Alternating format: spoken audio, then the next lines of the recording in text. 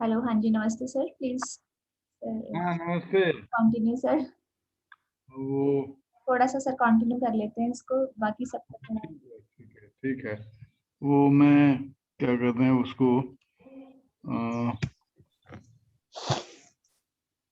Electrical. शोधन की मैं बात कर रहा था। जी जी। बिना उसकी उसी के चलता हूँ, बिना स्लाइड के। तो अ, कि मैं ये कह रहा हूँ कि किसी भी प्रक्रिया को अगर हम करते हैं फुल, जैसे कहें कि पूर्ण रूप से, तो पूर्ण रूप का मतलब यही है कि जैसे रक्त तप्त।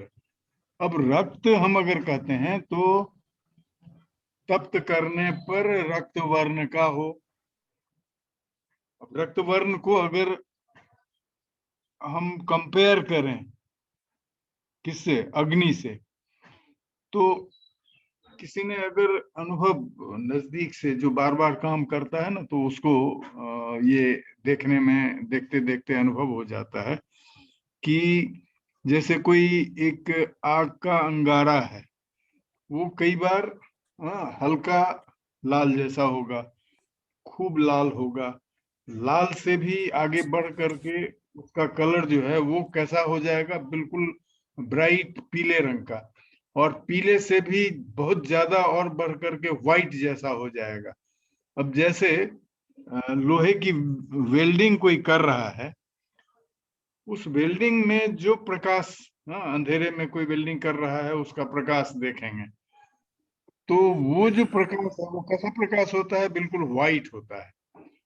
उसकी इंटेंसिटी अगर आप जानने की कोशिश करेंगे तो पता चलेगा कि वो करीब करीब 2000 डिग्री सेंटीग्रेड की अग्नि होती है।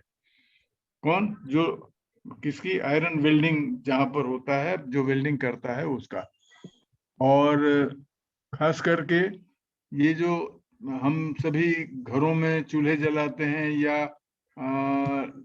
लकड़ी या फिर पत्थर के कोयले पर जो कुछ भी कार्य करते हैं, तो उन सब में जो अग्नि होती है वो करीब करीब समझ लें कि 800, हाँ 850, 900, 1000 तक उपलों की जब अग्नि हम जलाते हैं तो करीब करीब 900, 950, और खास परिस्थिति में करीब करीब 1000 तक वो अग्नि चली जाती है। तो उस जितना वो जिस समय 1000 पर जाएगा, उस समय जो सबसे पीक, उसका जैसे धुआं उठा, निर्धूम हुआ, निर्धूम होने पर उसकी ज्वाला भी धीरे धीरे, जैसे एकदम मतलब कम होना शुरू हुआ, वैसी स्थिति जिसमें एकदम अग्नि बिल्कुल सबसे अधिक प्रखर लग रहा होगा, उस समय की अग्नि अगर हम देखने जाएंगे तो सवाल यही है कि अगर उतना हम तप्त करके बुझाते हैं तब, कम तप्त करके बुझाएंगे तब, तो हो सकता है कि जैसे क्रैक्स बनता है और किसी चीज के अगर 50 टुकड़े हुए और पूरा रक्त तप्त होने पर हो सकता है कि उसके 100 टुकड़े हुए, और थोड़ा कम तप्त होने पर 50 टुकड़े हुए। तो मतलब इस तरह का अंतर हो सकता है उसमें। तो चाहता यही है कि अगर हम पूरी तरह से उसको निर्वाह करें प्रक्रिया का, तो इस तरह की अग्नि की व्यवस्था करें। मैं फर्नेस की बात कर रहा था कि फर्नेस का चैम्बर जो है वो बिल्कुल लाल होता है पूरा चैम्बर, और उस चैम्बर में चारों तरफ से अग्नि होती है। उसमें अगर लैडल हम डाल देते हैं अभ्रक रख करके, तो हमारा अभ्रक चारों तरफ से अग्नि पा करके बिल्कुल रक्तवर्ण हो सकता है।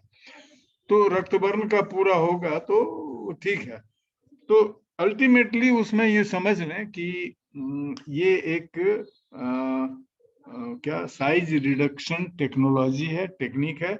और अभ्रक एक जटिल प्रकार का ठोस पिंड रूप में होता है। उसको हम कैसे छोटे छोटे टुकड़ों में, छोटे छोटे कणों में डिवाइड करें, तो एक पहला स्तर यही है, पहला फर्स्ट स्टेप, कि हम उसको तपा तपा करके बुझाते जाएं, बुझा करके और उसको बिल्कुल उसके बंधन को लूज कर लिए, उसके क्या कहते हैं पार्टिकल को ब्रिटल कर लिए, और ब्रिटल करके उसके बाद थोड़ा सा क्या उसको कूटेंगे पीसेंगे, तो और भी जो भी आपस में क्रैक होने के बाद भी जुड़ा हुआ है वो सब अलग हो जाएगा। इसके बाद नेक्स्ट स्टेप में मैंने ये कहा कि प्रक्रिया को 7 के बजाय आप बढ़ा करके भी करें तो कोई उसमें लॉस होने वाली बात नहीं है, खास करके अभ्रक के साथ। इसके बाद नेक्स्ट स्टेप उसका धान्याभ्रक का आता है। धान्याभ्रक में जो आपका कण बन जितना, सॉरी सर, हाँ जी, सर धान्याभ्रक को लेके भी मेरा एक क्वेश्चन है। हाँ जैसे सर हमने शोधन कर लिया था ना इसका 7 बार, और हम्म, टुकड़े तो चलो हो रहे थे लेकिन मानिए टुकड़े नहीं थे। फिर उसके बाद हमने धान्याभ्रक का इसका रखा और कांची में जैसे 3 दिन तक डुबो के रखा, ठीक और जो कंबल बोला गया इसकी जगह ने हमने ना शॉल यूज करी थी। ठीक है। लेकिन सर जब मर्दन किया हमने पोटली को आपस में रगड़कर, sir very difficult, very minute particle, hardly कोई सर मतलब दिखे ही नहीं हमें। मतलब वो प्रोसेस हमारा मतलब खराब ही गया था। उसमें हमारा वो धान्याभ्रक कहते हैं कि जो आपने छोटे आपने छोटे कण है सॉल, कंबल से निकल कर। देखें सॉल आपने कौन सा यूज किया, कंबल या कंबल नहीं तो क्या हम लोग जनरली गनी बैग, ये जो बोड़ा आता है ना, चीनी उनी का जी बोड़ा, हाँ जी हाँ तो जी उसी तरह का अगर कोई, या जैसे और भी मतलब जूट का बना हुआ जो, हाँ, जी अ, जी, हम्म, तो उस तरह का ले लेते हैं। और या फिर जैसे नहीं कुछ तो मार्किन, थोड़ा सा जालीदार जो आप कहें, बहुत ओके सर, गफ, बहुत गफ टाइप का ना हो, तो इस तरह हम्म, का भी अगर लेंगे तो होता यही है कि वो उसके जो धान उसमें मिक्स करते हैं तो धान का जो दोनों किनारा होता है वो इतना जी तीखा होता है कि वो उसको नोचता है, खुरसता है। तो रगड़ जी से वो क्या होता है कि धीरे धीरे छोटे छोटे टुकड़ों में, पहले से माइक्रो क्रैक्स उसमें डेवलप हो चुके हैं, लेकिन फिर जी भी आपस में वो जुड़ा हुआ है और इस तरह से मैसेरेट करने पर वो अलग अलग होता है। अब रहा वही कि अगर कपड़ा हमने जैसे आजकल सिंथेटिक कपड़ा आ रहा है, इस तरह का अगर कोई भी कपड़ा है जिसमें से छनना बहुत मुश्किल होता है, तब तो बहुत मुश्किल है। हम्म, अदरवाइज अगर छिद्र है तो उस छिद्र में से कण जो है वो बाहर, और ये कम से कम 50 बार, मैंने तो 50 बार किया है, तो इसलिए जी सर, मतलब उसमें निश्चित रूप से वो बाहर आएगा। हाँ, अगर जी मोटे छेद वाला है तो बड़े बड़े कण बाहर आएंगे, और बिल्कुल बारीक है तो बिल्कुल बारीक आएगा, लेकिन बारीक आएगा तो बहुत समय लगेगा उसमें। तो जी अब उसमें वही है कि जितना भी निकल आया और नहीं आसानी से निकल रहा है तो उसको फिर से तपावें, फिर बुझावें, फिर उसको थोड़ा सा ग्राइंड करें। हाँ, ग्राइंड करके पहले उसको जितना छोटा कर सके करें, फिर उसको कपड़े में बांध करके और धान के साथ उसको भिगो करके 2-3 दिन, और उसके बाद फिर रगड़ें, तो धीरे धीरे उसमें आएगा।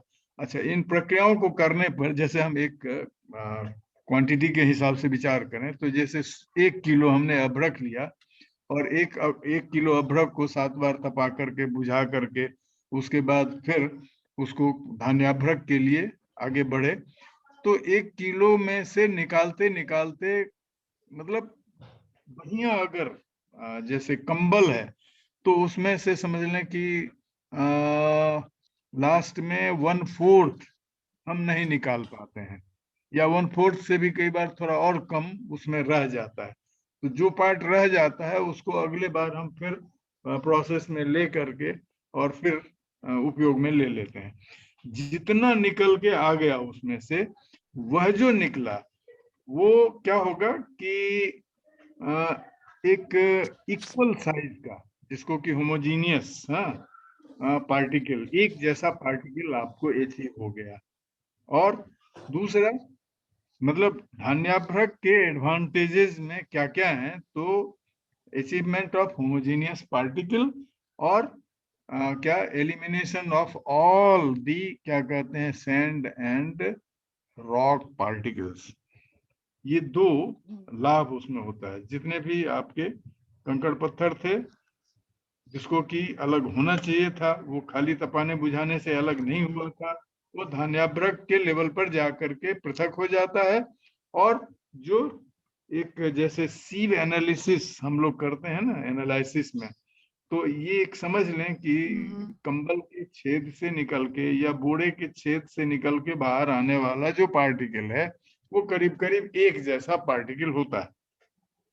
तो इस तरह का पार्टिकल आपको अचीव हो गया, तो अब वहां से पुनः आप अपना स्टार्ट करें मारन की प्रक्रिया।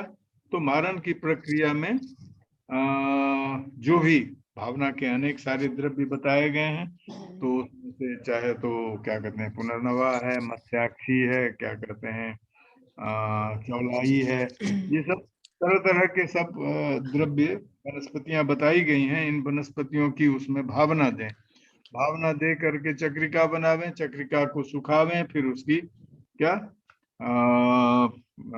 एक शराब संपुट में शराब में पहले उसको अच्छी तरह से 1 2 3 जितने भी तह आप बिछा सकें बिछा करके शराब को दूसरे से ढकें, और फिर उसकी कपर मिट्टी करें, कपर मिट्टी को सुखा करके और फिर उसको पुट के लिए तैयार कर लें।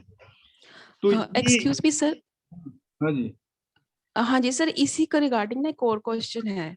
जैसे कि जो मैंने अभी बताया कि धारणाभ्रक जब बना नहीं हमारा, तो हम अपने गुरुजी के पास गए, तो उन्होंने कहा कि आप अच्छा रिजल्ट चाहते हो ना, तो धान की जगह आप ग्रेनाइट पार्टिकल जैसे जिनसे फर्श बनाते थे ना, चिप्स डालते थे पहले टाइम में काफी, आप उसको यूज कर सकते हो सर। ग्रेनाइट के छोटे छोटे पार्टिकल होते लाइक मार्बल्स के छोटे छोटे पीसेस जो होते हैं बिल्कुल मान्यूट से, पहले जिनसे फर्श में डाले जाते थे वो, अगर आप धान की जगह उनको यूज करते हो तो रिजल्ट काफी मतलब अच्छा मिलेगा सर। तो इस संदर्भ में सर आपको क्या विचार है? मैं उसका सलाह नहीं दूंगा, इसलिए जी सर। या एक और समझ लें कि अब वो ठीक है कि ग्रेनाइट का टुकड़ा जो है वो अंदर ही पोटली में पड़ा रहेगा।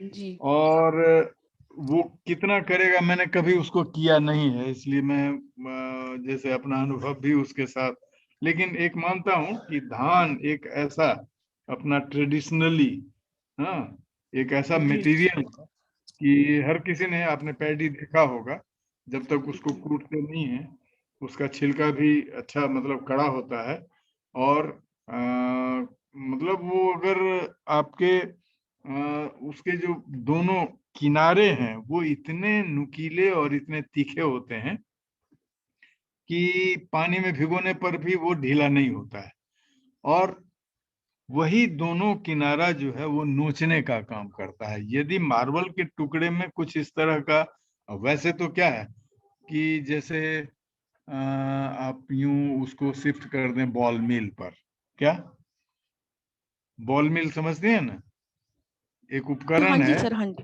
हाँ जी हाँ जी, पाउडर करने के लिए बॉल मिल का उपयोग किया जी जी जी जाता सर, हाँ जी है। तो वो जी। आप करेंगे तो उसमें रगड़ने का काम, मसलने का काम, और मसलने से उस जो ग्रेनाइट के टुकड़े हैं वो कितना उसको तोड़ता है इस पर निर्भर करेगा कि उसको तोड़ करके और बाहर निकाले।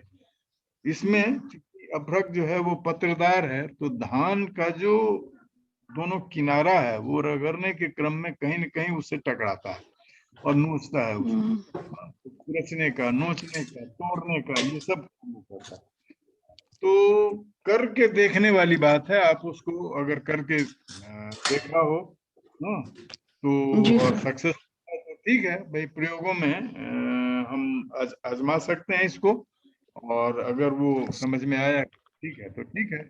बाकी धान हर जी जगह उपलब्ध है, आसानी जी से जी उपलब्ध है, और हम लोगों ने देखा है कि उसमें सक्सेस रेट में कहीं पर कोई, अब आपने कपड़ा कैसा लिया इस पर जरूर विचार करें, वो कपड़ा मतलब छिद्रदार था या नहीं था। सिंथेटिक अगर होगा तो बहुत मुश्किल होगा उसके छिद्रों में से बाहर आना, और अगर सिंथेटिक नहीं है, बहुत गफ नहीं है, तो निश्चित रूप से आएगा। तो जी सर। उद्देश्य ये है, देखें these all are size reduction techniques, जी सर। और हम इसको इस तरह से करते करते फिर मारन के लेवल पर चले जाते हैं। तो मारन के क्रम में भी बार बार हम क्या करते हैं, रिपीटेडली क्या करते हैं, हीट देते हैं, जो पुट पुट देने की जो बात करते हैं। तो बार बार के क्या कहते हैं पुट से, और फिर उसकी जो भावना देते हैं, घुटाई करते हैं, तो इससे और भी उसके साइज छोटे होते चले जाते, और छोटे होते होते होते होते एक स्थिति ऐसी होती है कि पहले तो वो अपनी चमक खोता है, और चमक खोने के साथ साथ बिल्कुल सूक्ष्म रूप में परिवर्तित होता है। तो कहा जाता है कि अभ्रक एक ऐसा द्रव्य है जिसमें 1000 फुट तक की लोगों ने बात की है। सहस्र फुटी अभ्रक भस्म की बात की। पिछली बार हमने चर्चा किया था कि बाप बनाता था और बेटा अपने प्रैक्टिस में उसको यूज करता था। यदि स्वयं हमें इस्तेमाल करना है तो अपने से बना के इस्तेमाल करना है। तो मैंने बताया था, हम अपने हमारे समय के जो हमारे पढ़ाने वाले टीचर थे उनके द्वारा कहा जाता था कि जब अभ्रक की पढ़ाई शुरू हुई उसी समय से कहते थे कि तुम लोग अपने घर पर अभ्रक ले करके स्टेप वाइज जो मैं जैसे जैसे पढ़ाता जा रहा हूँ वैसे वैसे उसकी प्रोसेस करते जाओ, और वो करते करते तुम जब पढ़ करके तैयार हो गए, 4 बरस 5 बरस तुम्हारा पूरा होगा, तब तक में तुम्हारा अभ्रक भस्म तैयार हो जाएगा। तो वास्तव में अभ्रक एक ऐसा जटिल द्रव्य है और इसको सूक्ष्म बनने में अधिक समय लगता है, इसलिए भी। और अत्यधिक सूक्ष्म से मतलब यही है, आजकल सूक्ष्मता को नापते हैं, नापने के लिए जैसे नैनोमीटर कहते हैं, नैनो पार्टिकल की बात करते हैं। तो इसमें लंबा जो प्रक्रिया इन्वॉल्व है, उस प्रक्रिया के परिणाम स्वरूप ये धीरे धीरे धीरे धीरे इतना सूक्ष्म हो जाता है कि सूक्ष्म होने पर वो खास करके हमारे जो भी सिस्टम के सूक्ष्म स्रोत हैं, चैनल्स हैं, उसमें घुसने लायक स्थिति उसकी बन जाती है। एक यूं समझ लें कि जिन द्रव्यों के साथ लंबी प्रक्रिया इन्वॉल्व है, तो लंबी प्रक्रिया का एक एडवांटेज मैंने पिछली बार बताया था कि ये जो बायोटाइट वैरायटी अभ्रक हम इस्तेमाल करते हैं उसको बोलचाल में हम फेरोमैग्नीशियम माइका कहते हैं।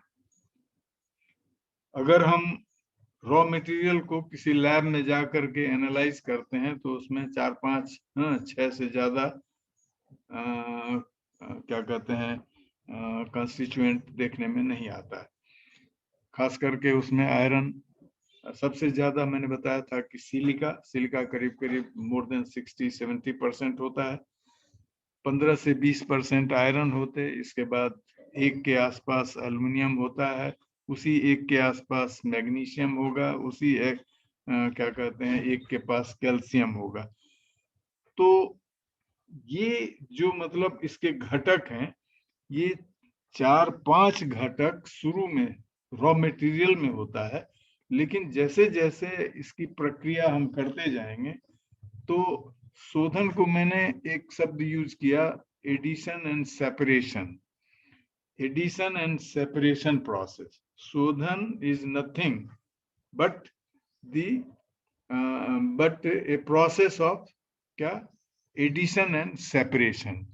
मैं शोधन के लिए एक ये आप लोगों के समक्ष रख रहा हूं कि एक निचोड़ के रूप में समझ लें कि शोधन में और जो कुछ भी करते हैं, जिस किसी ने मेरी किताब पढ़ी हो तो शोधन को बहुत बढ़िया से मैंने शुरू में ही खास करके वो भूमिका में मैंने रख दिया है, तो उसको देखने से वो पूरा शोधन के बारे में पता चलेगा। लेकिन नटसेल में अगर हम कहें तो शोधन में शुद्धता तो करनी ही है। शुद्धता से मतलब वहां पर ये है कि केमिकली शुद्धता नहीं, केमिकल प्यूरिफिकेशन नहीं है। वो किस तरह का प्यूरिफिकेशन है, that is a purification to make it suitable for the human क्या कहते हैं यूज।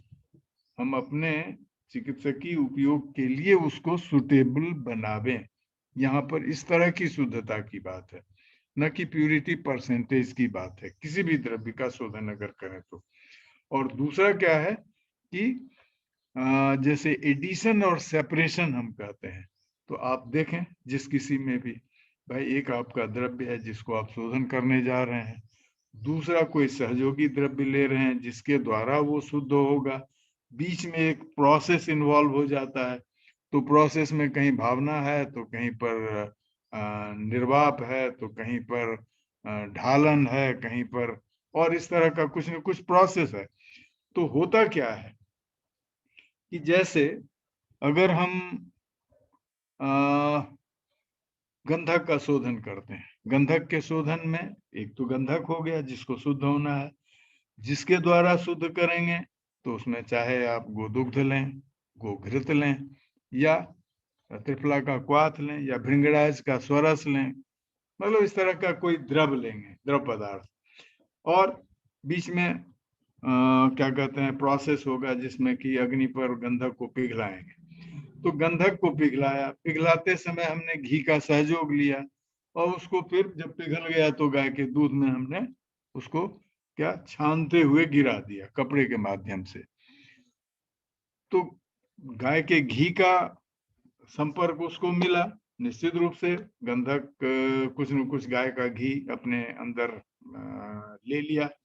उसके बाद फिर वो जब गाय के दूध में गिरा तो दूध का भी कुछ न कुछ पार्ट उसके संपर्क में आया, और कुछ न कुछ उसने उसमें से एडॉप्ट किया, और अपनी जो कुछ भी घुलनशील चीजें थी या उड़नशील चीजें थी, आग पर जिस समय गर्म हो रहा था उस समय उसमें से लिबरेट हो रहा था वो फ्यूम के रूप में।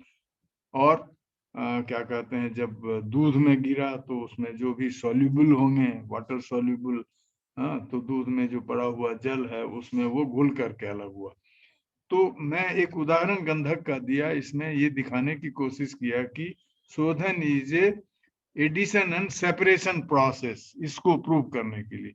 दूसरा अभ्रक का ही ले लें कि अभ्रक को हमने गर्म किया और कांजी में बुझाया, या अभ्रक को रक्त तप्त किया और बदरी त्वक कषाय में बुझाया।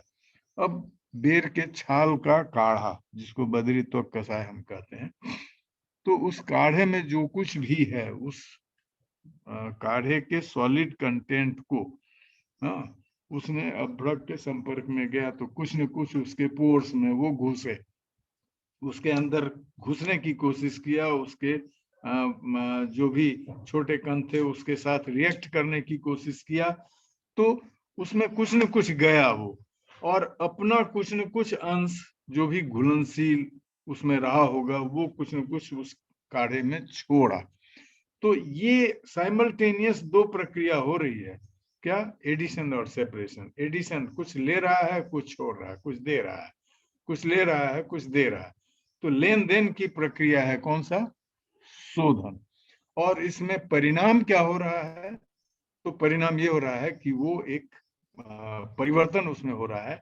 एक तो बारीक छोटे कणों के रूप में परिवर्तित हो रहा है, और वह वहीं तक सीमित न रह करके जो कंपाउंडिंग प्रोसेस, मारन को हम क्या कहते हैं, मारन इज ए कंपाउंडिंग प्रोसेस, क्या। और जो कुछ भी आप इसके बारे में शास्त्र में पढ़ते हैं कि क्या शोधितान, अरे क्या शोधितान लो धात्वादीन विमर्द स्वरसादि भी अग्नि संयोग तो क्या भस्मीकरणम मारणम स्मृतम, इस प्रकार से जो परिभाषित किया है वो सब परिभाषा अपनी जगह पे है। लेकिन आधुनिक दृष्टि से अगर हम विचार करेंगे तो शोधन और मारण दोनों एक कंपाउंडिंग प्रोसेस है। शोधन से ही जब हमने अग्नि संपर्क किया, तो अग्नि संपर्क किया तो निश्चित रूप से जो वातावरण के जो तत्व हैं वो उसके साथ खुली अग्नि में गर्म होने से उसके साथ रिएक्ट करेगा। तो मोस्टली और नहीं कुछ तो ऑक्सीजन से रिएक्ट करेगा, ऑक्सीडाइज होगा। ऑक्सीडाइज होगा और कितना होगा वह निर्भर करेगा कि कितना समय और कितनी अग्नि उसमें मिला। तो ये प्रक्रिया शोधन से ही शुरू हो गई। एक तरफ एडिशन सेपरेशन हो रहा है, दूसरी तरफ कंपाउंडिंग हो रहा है। वो कंपाउंडिंग होते होते होते होते और ये सब चीज जिस किसी ने प्रैक्टिकल खूब किया हो उसको अच्छा खासा अनुभव होगा। जैसे बंग शोधन अगर आप में से लोगों ने किया होगा, तो बंग को हम शुद्ध करते हैं, और शुद्ध करते हैं तो बंग कैसा होता है, पत्र की तरह से होता है। गर्म करने पर वो पिघल जाता है, पिघलने के बाद जब चूर्णोदक में उसको हम डालते हैं तो छोटे छोटे टुकड़ों में डिवाइड होता है बिल्कुल और बात कुछ है। पाउडर मैंने किया था वंश शोधन थीसिस में अपने एमडी टाइम में। हाँ जी, क्या सर वंग शोधन किया था एमडी टाइम में, थीसिस ड्रग थी वंग हम शोधन। उसमें अनुभव किया होगा जी सर, कि बिल्कुल बंग माइन्यूट धीरे धीरे धीरे पार्टिकल्स। धीरे हाँ पाउडर में कन्वर्ट होता चला जाता है। ऑक्सीडाइज तो पाउडर जो बन रहा है वो क्या है, तो पता चलेगा कि वो टिन ऑक्साइड है, इसलिए कि और कुछ नहीं, उसमें ओपन एटमॉस्फेयर में उसको हम गर्म कर रहे हैं, पिघला रहे हैं और फिर डुबो रहे हैं। तो डुबोने से फाइन पार्टिकल के रूप में तो वो डिवाइड हो ही रहा है, लेकिन उसके साथ साथ साइमल्टेनियसली ऑक्सीडेशन भी उसमें हो रहा है और ऑक्सीडाइज हो रहा है वो। इसी तरह से अभ्रक को भी जब हम बुझाना और तपाना बुझाना शुरू करते हैं तो वह भी एक ऑलरेडी कंपाउंड है। देखें अब दो दो तरह की बातें यहाँ आ गई। एक एलिमेंट जैसे नागभंग जैसा ये सब हमारे सामने जो है वो एलिमेंटल फॉर्म में है। इसको जब तपाते बुझाते हैं तो फाइन डिवीजन तो होता ही है, इसके साथ साथ कंपाउंडिंग होता है। तो वो तत्व यौगिक के डायरेक्शन में जा रहा है और फाइनली हम कहते हैं कि भाई उसको पूरी तरह से यौगिक में कन्वर्ट हो जाना चाहिए किसी कंपाउंड में। अगर नहीं पूरा कन्वर्ट हुआ है तो निरुत्था पुनर्भव के लेवल पर जाकर के वो ट्रेस आउट हो जाएगा। यहाँ पर जब हम कोई कंपाउंड ही ले रहे हैं मूल रूप से, जैसे अभ्रक ले रहे हैं, माक्षिक ले रहे हैं, वैक्रांत ले रहे हैं, ये सब क्या है, basically already these are compounds. हाँ, और ये कंपाउंड है और फिर इसको हम प्रोसेस कर रहे हैं और उसमें कुछ न कुछ उस कंपाउंड में अल्टरेशन हो रहा है, या तो कंपाउंड में कुछ रिड्यूस हो रहा है, कुछ उसमें एडिशन भी हो रहा है, मतलब वो किसी डायरेक्शन में और आगे बढ़ रहा है, कंपाउंडिंग के ही डायरेक्शन में। तो अभ्रक को भी जब हम करते जाते हैं तो करते करते करते करते वो जो बिल्कुल ब्लैक कलर का अभ्रक है बायोटाइट, वो धीरे धीरे रेड कलर में कन्वर्ट हो जा रहा है। What does mean? अगर रेड कलर में वो कन्वर्ट हो रहा है इसका मतलब वो, जैसे उसको कंपेयर करेंगे अगर गेरू से, अभ्रक भस्म को अगर आप गेरू, गेरू समझ रहे हैं कि नहीं, गैरिक, गैरिक का वर्ण कैसा होता है, बिल्कुल ब्रिक रेड कलर का होता है। उसमें भी जो स्वर्ण गैरिक हम कहते हैं, जिसको कि हम ग्राह्य गैरिक मानते हैं, अगर गैरिक का पाउडर और अभ्रक का पाउडर आपके सामने रख दे उठा करके, तो आप बिल्कुल दोनों को डिफरेंशिएट नहीं कर पाएंगे। दोनों का इतना सिमिलर एक जैसा कलर होगा। अब उसको लैब में ले जा करके और फिर एनालाइज करते रहें, तब भी ये कहने की शायद स्थिति नहीं बनेगी कि विश्वास पूर्वक कह दें कि भाई ये अभ्रक है और ये गैरिक है। तो ये स्थिति खाली मतलब उसमें आयरन कंटेंट के आधार पर भले हम, चूंकि मैंने बताया पहले कि 65 से अधिक % तक गैरिक में लोहे की उपस्थिति होती है, जो कि क्या ऑक्सीडाइज्ड फॉर्म होता है। तो अभ्रक में भी क्या होता है, जो बायोटाइट वेराइटी है उसको जब हम, तो बताया कि उसमें 15 से 20% तक आयरन होता है। वो आयरन क्या होता है कि कन्वर्ट होता है, ऑक्सीडाइज होता है। ऑक्सीडाइज होते होते होते होते वो ब्लैक फॉर्म में जो है वो धीरे धीरे धीरे धीरे आयरन रेड में कन्वर्ट होते होते बिल्कुल ब्रिक रेड कलर के रूप में फाइनली हमारे सामने आता है। तो जब रेड कलर में कन्वर्ट हुआ, इट मीन्स वो मतलब गैरिक जैसा कलर आ गया उसका। गैरिक को Fe2O3 कहते हैं। तो Fe2O3 मतलब आयरन का ऑक्साइड, हाँ, डाइऑक्साइड कहें। तो इस तरह से ये भी मतलब अभ्रक भी जो है वो करीब करीब ऑक्साइड के फॉर्म में जाता है। अब सवाल है कि वो ऑक्साइड में वो डाइऑक्साइड बना कि ट्राइऑक्साइड बना, हाँ, ये अलग प्रश्न है। वो डिपेंड करेगा इंटेंसिटी ऑफ कलर। तो मतलब कंपाउंड को भी जब हम प्रोसेस करते हैं तो वो कंपाउंड अल्टर होकर के कोई अदर कंपाउंड के रूप में कन्वर्ट होता है। और ये उदाहरण खास करके अभ्रक के संदर्भ में, माक्षी के संदर्भ में, वैक्रांत के संदर्भ में ये सब विचार किया जा सकता है कि मूल अभ्रक जो है वो क्या है, और जब हम उसको भस्म में कन्वर्ट कर देते हैं तो क्या हो गया। अभ्रक स्वयं कंपाउंड था, भस्म बना तो एक कंपाउंड और भी परिष्कृत और बदल करके कुछ अदर कंपाउंड के रूप में हमारे सामने आया।